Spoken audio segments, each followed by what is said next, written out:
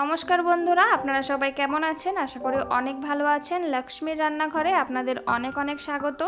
আজ আমি তৈরি করে দেখাবো গুড় দিয়ে আমের আচার কিভাবে সহজেই তৈরি করে নেওয়া যায়। আর এটা কিন্তু বহুদিন অবধি সংরক্ষণ করে রাখতে পারবেন। আর এটা খেতে এতটাই সুন্দর হয় যে একবার বানালে কিন্তু বারবার বানিয়ে খাবে, দোকান থেকে কিন্তু আর কিনে খাওয়া লাগবে না। তাহলে চলুন দেখে নিই আমি কিভাবে তৈরি করছি। এখানে আমি আমের আচারের জন্য 4টে আম ব্যবহার করছি। আপনারা আপনাদের পরিমাণ মতো কম বেশি করে আমটা নিয়ে নিতে পারেন। এবার আমি আমগুলোকে ভালো করে ধুয়ে নেব এরকমভাবে, যাতে উপরের যে খোসাতে একটু নোংরা না থাকে, সেইভাবে আমি ভালো করে ধুয়ে নেব। আমি এখানে 4টে আমি ভালো করে ধুয়ে নিয়েছি। এবার আমগুলোকে আমি ভালো করে মুছে নেব একটা পরিষ্কার কাপড় দিয়ে। এখানে কিন্তু আমটা এমনভাবে মুছতে হবে যাতে উপরে কোনো জল থেকে না যায়, একদম জল যাতে শুকিয়ে যায় সেইভাবে কিন্তু আমগুলোকে আমি মুছে নেব। এবার আমি আমটাকে কেটে নেব। আমের যে বোটাটা আছে সেটা ফেলে দেব। এবার এই আমটাকে আমি এরকম মাঝখান থেকে কেটে নেব। আমটা কিন্তু একটু আটিটা শক্ত হয়ে গেছে, তার জন্য কাটতে একটু অসুবিধা হচ্ছে। আর আমের আচারে কিন্তু এই আটি শক্ত যে আমগুলো হয় সেগুলো দিয়ে বানালে কিন্তু বেশি ভালো লাগে। আমি এবার আমগুলোকে এরকম লম্বা লম্বা করে কেটে নিচ্ছি। আপনারা চাইলে কিন্তু এর মাঝখান দিয়ে আর একটা ভাগ করে, এখানে আমি যেমন 4 খণ্ড করেছি, আপনারা 8 খণ্ড করতে পারেন, এরকমভাবেও কাটতে পারেন। আপনাদের পছন্দ মতো যে কোনো শেপে কেটে নিতে পারেন। আমি এইভাবে আমগুলোকে কেটে নিচ্ছি। বন্ধুরা, এইভাবে একবার এই গুড় দিয়ে আমের আচারটা তৈরি করে খেয়ে দেখবেন, দোকান থেকে আনার কথা তো একদমই ভুলে যাবেন। এটা এতটা সুন্দর হয়, ঘরেই তৈরি করে নিতে পারবে। আমি এইভাবে আমগুলোকে কেটে নিচ্ছি। এই আমটার মধ্যে কিন্তু আটিটা একদমই শক্ত হয়নি, এটা একদমই নরম মানে আটি একদমই নরম আছে, একটুও শক্ত হয়নি। দেখুন কত সহজে এটা কাটা যাচ্ছে। আমি সব আমগুলোকে একইভাবে কেটে নিলাম। এবার একটা প্লেটের মধ্যে নিয়ে নেব। এবার এর মধ্যে দিয়ে দেব বড় চামচের 1 চামচ এখানে লবণ দিয়ে দেব, আর 1 চামচ দিয়ে দেব হলুদ। লবণ আর হলুদটা আমের সাথে আমি ভালো করে মিক্স করে নেব। এখানে আমি 3 থেকে 4 ঘন্টার জন্য রোদে একটু আমগুলোকে শুকিয়ে নেব, যাতে উপরে যে জলটা আছে সে জলটা একদম শুকিয়ে যায়। আপনারা যদি রোদে না দিতে চান তাহলে কিন্তু ফ্যানের নিচেও 3-4 ঘন্টা রেখে দিলেও উপরের জলটা কিন্তু একদম শুকিয়ে যাবে। আমি শুকিয়ে তারপর দেখাচ্ছি। দেখুন এখানে 3-4 ঘন্টা আমি আমটাকে রোদে দিয়েছি, উপর থেকে কিন্তু অনেকটা ড্রাই হয়ে গেছে, জল কিন্তু নেই এর মধ্যে। এবার আমি গুড় নিয়ে নিয়েছি। এখানে 300 গ্রামের মতো গুড় আছে। গুড়টা নিয়েছি আর 1 কাপ দিয়ে দেবো জল। এবার আমি গুড়টাকে ভালোভাবে মেল্ট করে নেব।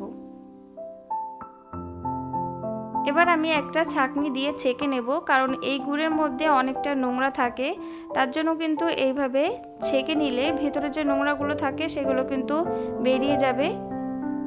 দেখুন এর মধ্যে কতটা নোংরা আছে, কালো কালো যে নোংরাগুলো থাকে সেগুলো কিন্তু এভাবে বেরিয়ে যায়।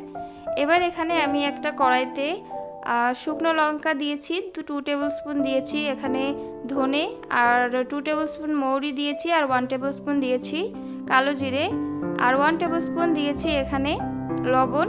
সবকটা উপকরণ ভালো করে আমি একটু হালকা ভেজে নেব। এখানে আমি যখন কড়াইতে দিয়েছি মশলাগুলো তখন কিন্তু শ্যুটটা হয়নি, কোনো কারণে ক্যামেরাটা বন্ধ হয়ে গেছিলো। এবার আমি এটাকে হালকা করে ভেজে নেব। এর থেকে যখন সুন্দর একটা গন্ধ আসবে তখন এটাকে আমি নামিয়ে নেব। ওই কড়াইয়ের মধ্যে দিয়ে দেবো আমি বড় চামচের 2 চামচ তেল। এখানে কিন্তু তেলটা বেশি ব্যবহার করার একদমই দরকার নেই, অল্প তেলেই এই আচারটা তৈরি হয়ে যাবে। তেলটাকে একটু হালকা গরম করে নেব।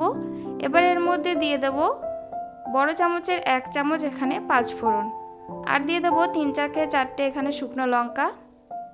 5 ফোড়ন আর শুকনো লঙ্কা থেকে যখন সুন্দর একটা গন্ধ আসবে ততক্ষণ আমি এটাকে একটু ভেজে নেব।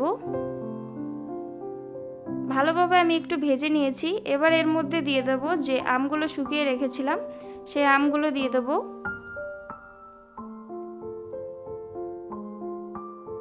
আমগুলোকে নাড়াচাড়া করে আমি এখানে 5 মিনিট মতো ভেজে নেব।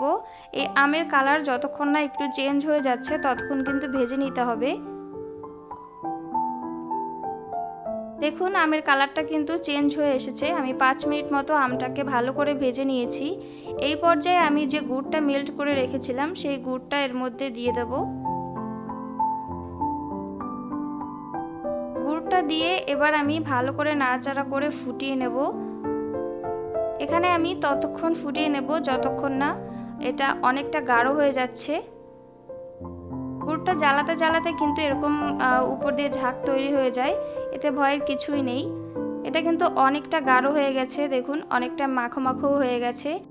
গুড়টা বেশি গাঢ় করলে কিন্তু ভালো হবে না, তখন কিন্তু একদমই শুকিয়ে যাবে। এই পর্যায়ে দিয়ে দেবো আমি যে ভাজা মশলাটা ভেজে রেখেছিলাম সেটা গুঁড়ো করে দিয়ে দেবো। আর ভাজা মশলাটা দিলে কিন্তু এটা আরও গাঢ় হয়ে যাবে। ভাজা মশলাটা দিয়ে আমি আরও 1 মিনিট মতো একটু জাল করে নেব। মশলাটা দিয়ে কিন্তু বেশি জাল করা যাবে না, 1 মিনিট মতো জাল করলেই গ্যাসটা বন্ধ করে দিতে হবে। দেখুন এটা কিন্তু আমার একদম তৈরি। আর এটা কতটা গাঢ় হয়ে গেছে, এটা যখন ঠান্ডা হয়ে যাবে তখন কিন্তু আরও গাঢ় হয়ে যাবে। তো এই পর্যায়ে আমি গ্যাসটাকে বন্ধ করে দেব। আর আচারটা আমি ততক্ষণ ঠান্ডা করে নেব। ঠান্ডা না হওয়া অবধি কিন্তু এটা কোনো বয়ামে ভরবেন না। আচারটা কিন্তু ঠান্ডা হয়ে গেছে, আর দেখুন এটা কতটা গাঢ় হয়ে গেছে আরও। এবার আমি একটা কাচের বয়ামে ভরে নেব। এইভাবে যদি আপনারা এখানে 1 থেকে 1.5 বছর সংরক্ষণ করে রাখতে চান, তাহলে এখানে কিন্তু 2 চামচ ভিনেগার ব্যবহার করবেন। তাহলে কিন্তু এই আচারটা 1 থেকে 1.5 বছর সংরক্ষণ করে রেখে খেতে পারবেন। আমি এখানে ভিনেগারটা ব্যবহার করিনি, কারণ এই আচারটা আমাদের ঘরে বেশি দিন থাকবে না। কত সহজেই তৈরি হয়ে গেল গুড় দিয়ে আমের আচার। এই আচারটি খেতে কিন্তু দুর্দান্ত লাগে, দোকান থেকে কিনে না খেয়ে এইভাবে একবার ঘরে তৈরি করে খেয়ে দেখবেন, আশা করি অনেক ভালো লাগবে। ভালো থাকবেন, সুস্থ থাকবেন, আবার চলে আসবো পরবর্তী রেসিপি নিয়ে। ততক্ষণ সাবধানে থাকবেন।